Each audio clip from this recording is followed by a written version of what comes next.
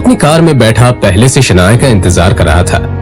फिर अहान के सामने ही शनाया अपने क्लाइंट मल्होत्रा की कार में बैठी और बिजनेस के सिलसिले में वहीं से जा चुकी थी।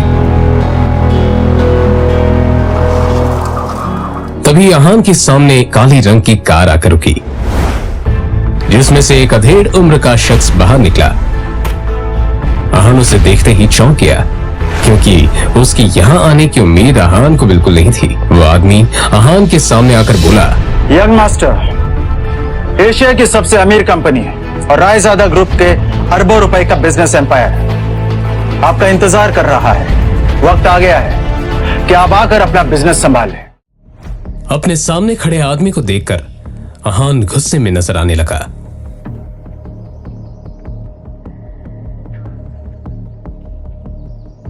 मिस्टर विक्रम, आप यहां पर क्या कर रहे हैं? यंग मास्टर, मैं आपको लेने के लिए आया हूं। देखिए, मैं आपके साथ बहस तो नहीं कर सकता, मैं भी आपके पिताजी का एक नौकर ही हूं, पर हां, उन्होंने जो काम बोला है वो तो मुझे करना ही होगा। सीधे पॉइंट पर आइए, पहेलियां बुझाना मुझे पसंद नहीं है। तो मैं आपसे ये कहने के लिए यहाँ आया हूँ कि आपके पिताजी आदित्य रायजादा ये चाहते हैं कि आप आकर उनका बिजनेस संभालें। वो इस एशिया का सबसे बड़ा एम्पायर आपको सौंपना चाहते हैं। और आपको लगा कि मैं उनकी बात मान लूंगा? मैं तो उनका बेटा हूं, तो फिर ये सब मुझे क्यों देना चाह रहे हैं? फिर जब मेरी माँ बीमार थी और मैं उनके पास मदद मांगने गया था, वो तो मीटिंग में बिजी थे ना, और उसकी वजह से आज मेरी माँ इस दुनिया में नहीं रही, और इसके लिए मैं उन्हें कभी माफ नहीं करूंगा। तो बेहतर ये होगा कि आप चले जाइए। अहान के इस बात पर विक्रम ने एक लंबी सांस ली और फिर कहा, यंग मास्टर, आप तो जानते हैं आपके पिताजी कितने जिद्दी हैं। वो आपको वापस लाने के लिए किसी भी हद तक जा सकते हैं, किसी भी हद तक। उनके सामने कोई औकात नहीं रखता। वो जब चाहे, जिसे चाहे, जहां चाहे पल में मिट्टी में मिला सकते हैं। लेकिन हाँ, जो आपके साथ हुआ उसे भूल जाए और रायजादा ग्रुप को अपना ले। रायजादा तैयार है आपको वो सब कुछ देने के लिए जिसके आप हकदार हैं। अहान ने जैसे अपना आखिरी फैसला सुनाते हुए कहा, आप यहां से चले जाइए विक्रम, और जाके बता दीजिए कि मुझे उनकी दौलत में कोई इंटरेस्ट नहीं, और उनकी सारी दौलत भी मेरी मां को वापस नहीं ला सकती। और हां, ये बात गलती से भी बाहर नहीं आनी चाहिए कि मैं रायजादा खानदान से हूं, और रायजादा ग्रुप का मालिक मिस्टर आदित्य रायजादा का बेटा हूं। चलिए। विक्रम उसे जाता हुआ देखता रहा और फिर अपना मोबाइल निकालकर आदित्य रायजादा का नंबर डायल किया। दूसरी तरफ से आवाज आई, मुझे वो किसी हालत में चाहिए, उसके लिए जो भी रास्ता अपनाना है अपनाओ, मुझे अहान हर हालत में चाहिए।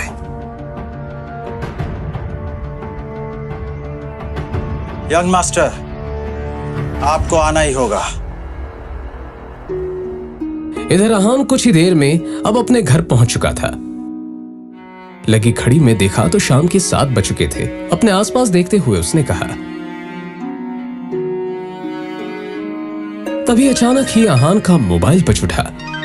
उसने स्क्रीन पर देखा तो यामिनी जी का फोन था। फोन उठाते ही दूसरी तरफ से आवाज आई, कहाँ थे तुम? हाँ, तुम्हें पता है ना, तुम्हारी वजह से मेरी सहेलियों के सामने मेरी कितनी बेइज्जती हुई है, और तुम्हारा फोन क्यों नहीं लग रहा है? हाँ, मैं अभी घर वापस आ गई हूँ, ये बताओ तुम्हारा फोन क्यों नहीं लग रहा है? माँ जी, शनाया को लेने गया था, उसका फोन। तो फोन दो उसे, उसका फोन भी नहीं लग रहा है। लेकिन माँ जी, शनाया तो मेरे साथ नहीं आई। पर अभी तो तुमने कहा कि तुम उसे लेने गए थे। हाँ, मगर वो अपने किसी क्लाइंट के साथ। अहान का इतना ही कहना था कि तभी यामिनी जी उस पर चिल्लाते हुए बोली, रात होने को आई है और तुम कह रहे हो कि वो किसी क्लाइंट के साथ है। तुमने कुछ गड़बड़ की होगी, इसलिए तुम्हारे साथ वो आई नहीं। अच्छे दामाद तो तुम बन नहीं पाए, कम से कम अच्छी पति तो बनो। तुम्हारे पास 1 घंटा है, किसी भी तरह शनाया को ढूंढकर इस घर में वापस लाओ। अहान ने शनाया का नंबर डायल किया तो वो नहीं लग रहा था। अब सच में उसे शनाया की फिक्र होने लगी थी। Come on, Shanaya, pick up the phone. वो लगातार शनाया को फोन लगाता रहा मगर उसका फोन नहीं लगा। अब परेशान होकर अहान बाहर निकला। अहान के बारे में भले ही मल्होत्रा को नहीं पता था मगर अहान देव मल्होत्रा के बारे में कई बार शनाया के मुंह से सुन चुका था कि मल्होत्रा उसका पुराना क्लाइंट है और उसका एक नाइट क्लब भी है। अंदर बेहद ही शोर शराबा था और लोग शराब पीकर नाच रहे थे। अहान ने चारों तरफ देखा पर कहीं भी उसे शनाया नजर नहीं आई। यहाँ हमारी हिम्मत कैसे यहाँ आने की?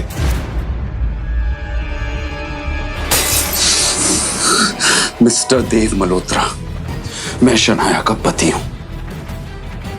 जी तो कर रहा तुम्हें अभी के अभी जान से मार दूं, पर मेरे हाथ बंधे हुए हैं क्योंकि शनाया को तुम पर बहुत भरोसा है। अब तुम्हारे साथ क्या करना है ये शनाया ही डिसाइड करेगी। आउट।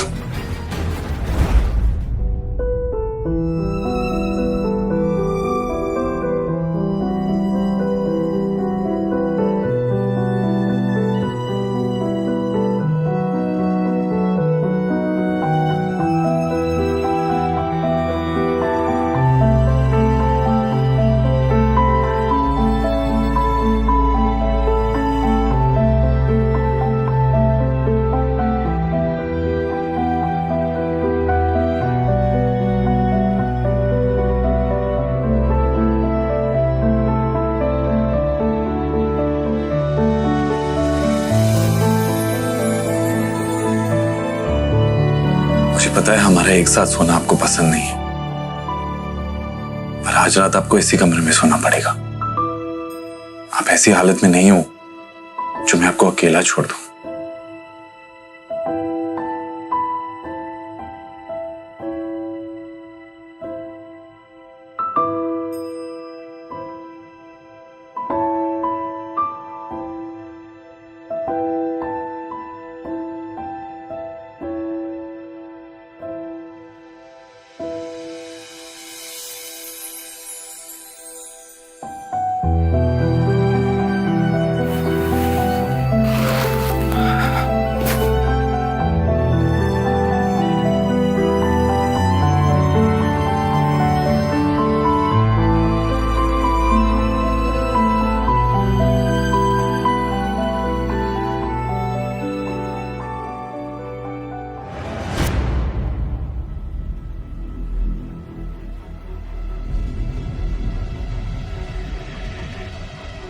आपकी हिम्मत कैसे हुई मुझे अपने साथ सुलाने की?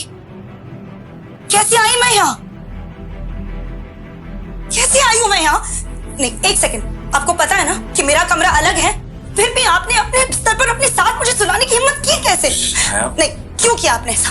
क्यों? शनाया, तुम कल रात को नशे में थी और मल्होत्रा से बचाकर मैं आपको यहाँ लाया, और आपको इस हालत में देखकर आपको अकेला छोड़ना मैंने सही नहीं समझा, बस इसलिए।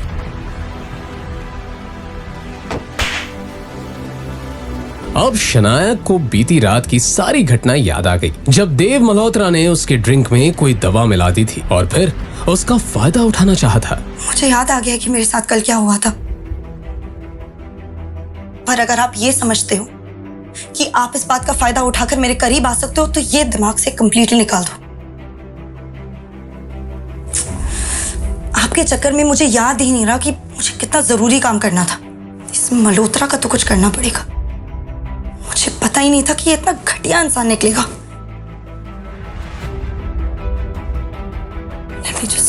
कहते हुए शनाया ने अपना लैपटॉप खोला और ईमेल चेक करने लगी। तभी उसे सामने जो दिखा उससे शनाया एकदम से शॉक्ड हो गई। वो हैरानी से ईमेल पढ़ते हुए बोली, ये कैसे हो सकता है? इस ऑफिसर ने मेरे ड्रीम प्रोजेक्ट को अप्रूव करने से मना कर दिया। तभी अचानक ही शनाया का मोबाइल बजने लगा।